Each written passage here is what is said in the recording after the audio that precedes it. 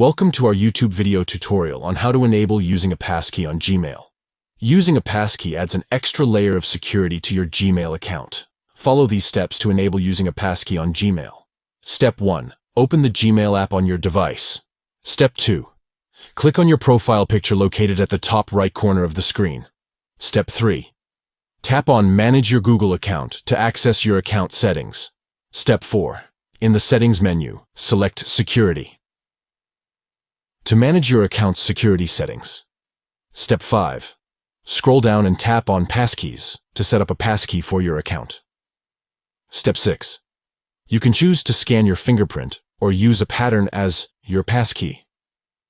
Step 7.